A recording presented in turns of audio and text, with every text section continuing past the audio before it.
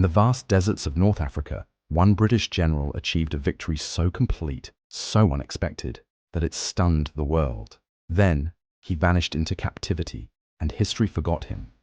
This is the story of General Sir Richard O'Connor, the man who crushed an army, escaped prison, and returned to fight again in Normandy. Richard Nugent O'Connor was born in 1889 in Srinagar, British India, educated at Clifton College and the Royal Military College, Sandhurst.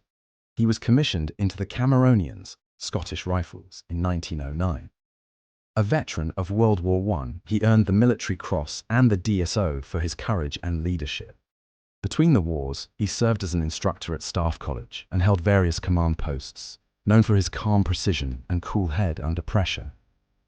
In 1940, with Mussolini's Italy declaring war, British forces in Egypt were badly outnumbered. The Italians had over 200,000 troops. O'Connor commanded just 36,000. But he was given command of the Western Desert Force and ordered to launch a 5-day raid, Operation Compass. It would turn into one of the most astonishing military upsets in modern history. Operation Compass began on December 9, 1940.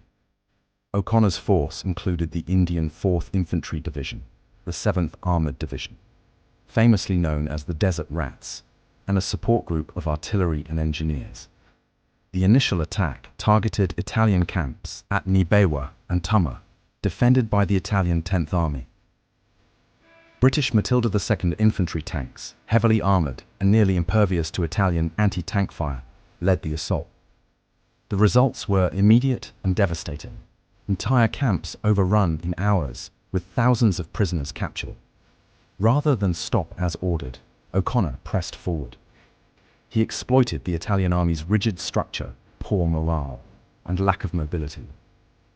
Towns like Sidi Barrani, Bardia, Tobruk, and Derna fell in rapid succession. At Bardia in early January 1941, O'Connor coordinated a joint land and sea assault that resulted in over 45,000 Italian prisoners and a major strategic port secured for the Allies. Perhaps the crowning moment came at Baidafoam in early February 1941.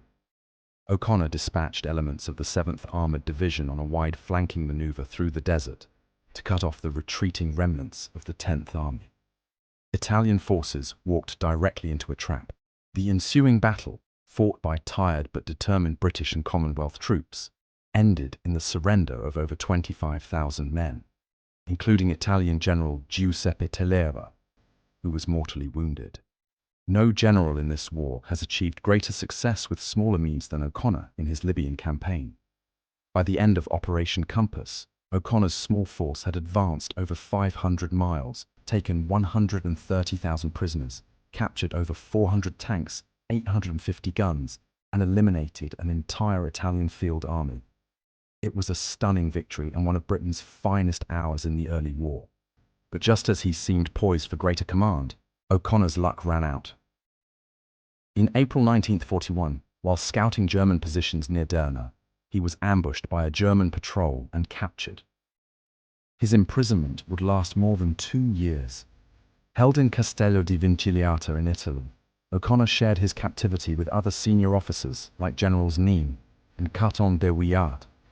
Despite harsh conditions, he remained focused, disciplined, and eventually escaped in 1943, making his way back to Allied lines. Upon his return to Britain, O'Connor was promoted and given command of 8th Corps for Operation Overlord. In June 1944, he landed in Normandy, commanding British units during the push toward Caen and beyond. Though respected, his cautious approach and time away from combat meant he struggled to regain his former glory in a war that had changed dramatically.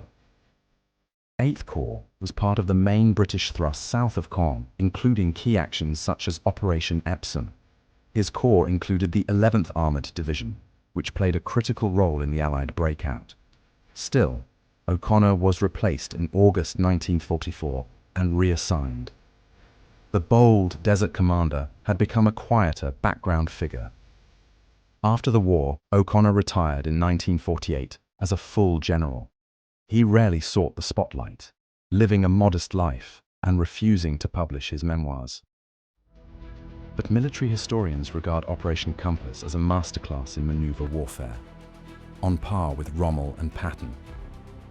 O'Connor's story is one of genius, courage, and humility. He may be forgotten by many, but in the sands of North Africa, his legend endures. If you enjoyed this story of Britain's forgotten general, like and subscribe for more Second World War history.